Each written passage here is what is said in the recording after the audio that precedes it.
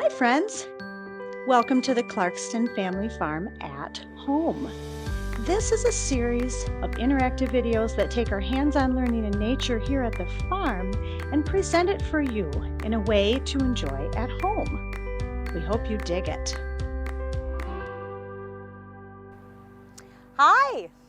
Chelsea O'Brien here at the Clarkston Family Farm. I am going to read one of my favorite children's books to you called The Little Red Hen. But I wanted to point out where I'm sitting.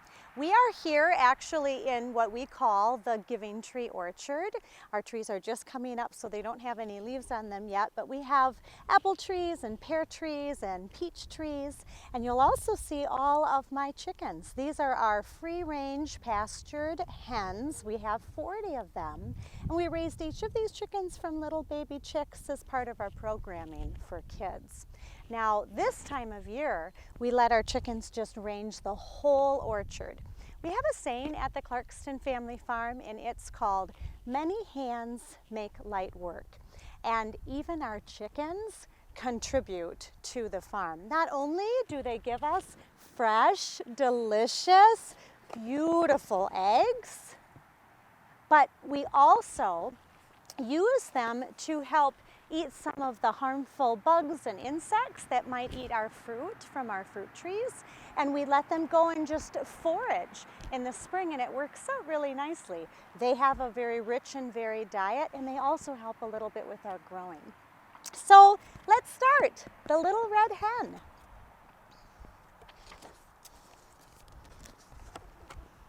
One summer day, the little red hen found a grain of wheat.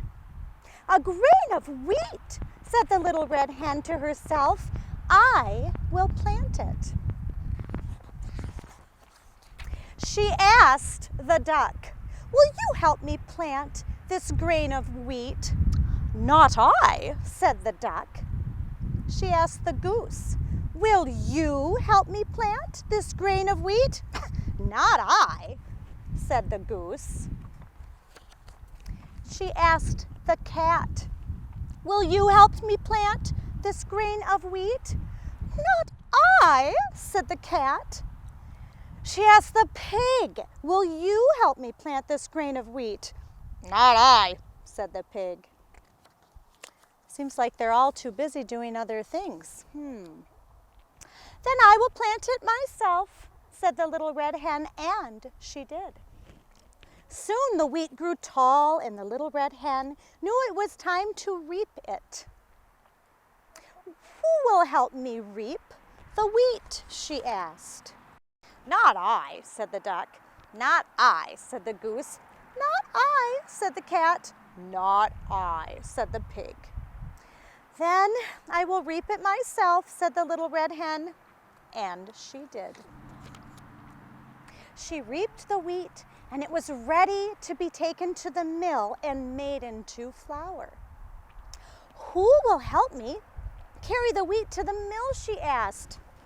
Think you guys guess what they're going to say. "Not I," said the duck. "Not I," said the goose. "Not I," said the cat. "Not I," said the pig.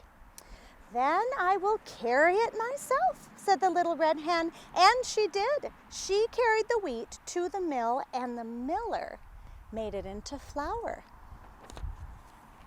When she got home, she asked, "Who will help me make the flour into dough?" "Not I," said the duck.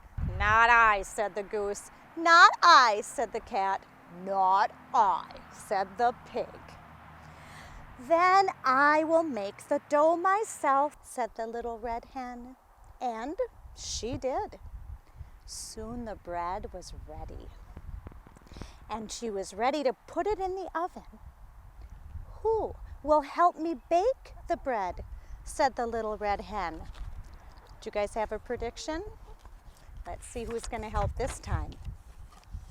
"Not I," said the duck. "Not I," said the goose. "Not I," said the cat. "Not I," said the pig. All of them were too busy doing other things.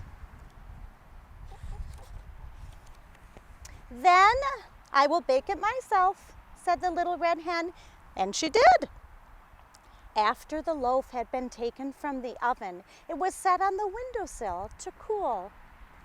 "And now," said the little red hen, "who will help me eat the bread?" "I will," said the duck. "I will," said the goose. "I will," said the cat. "I will," said the pig.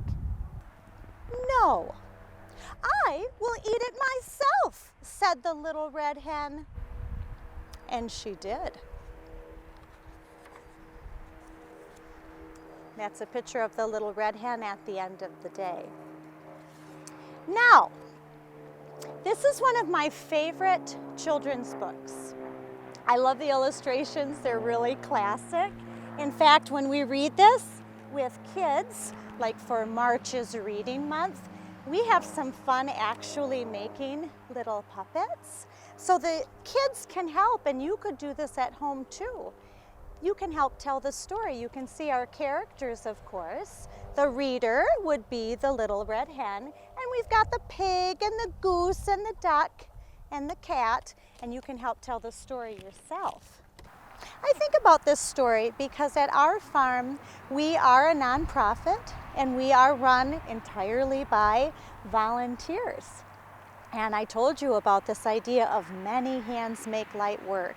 And I will tell you what, if I asked my friends of the family farm who would help me plant the wheat and who might help me make some bread, I bet a lot of you guys would be helping me. I have a question for you, and I want you to think about this if you're watching this at home. Do you think the little red hen should have shared with the goose and the duck and the cat and the pig? Did she make the right choice, having the bread all by herself? Why or why not? There's no right or wrong answer, but it is something to think about. There is other information in children's books, illustrated children's books, other than just the words. There's a story that's being told with words, but then there's a whole nother added information and another story that's being told with the illustrations. Now, the Little Red Hen is a folk tale. A folk tale is something that's been passed down generation to generation, and no one really knows who wrote it, but it's been something that is just part of our oral history. But there is an illustrator to this Little Red Hen folk tale, and it's J.P. Miller. Now, J.P. Miller decided he would add some other information, some context, by showing what these friends at the farm were doing when they said, "Not I, not I." And they were busy doing other things, so they couldn't help the little red hen. The illustrator decided to show the activities that they chose to do instead of helping the little red hen bake bread. And he's making some choices here. And you're looking at these activities as you're doing what I like to call a picture walk, which is a fun thing to do even if you're not reading the story, just to go through and do a picture walk even first. What are these characters doing? Are they leisure activities? Or are they essential farm activities? Are they things like chores? Or are they things like games and things that are more relaxation? That may help to inform your answer to what would you do if no one was helping you make the bread? Would you share it, or would you keep it all to yourself? Illustrations add a lot to the storytelling, and I think that this particular story really does show that as a great example of how the pictures can tell their own story and give it even more information and more context.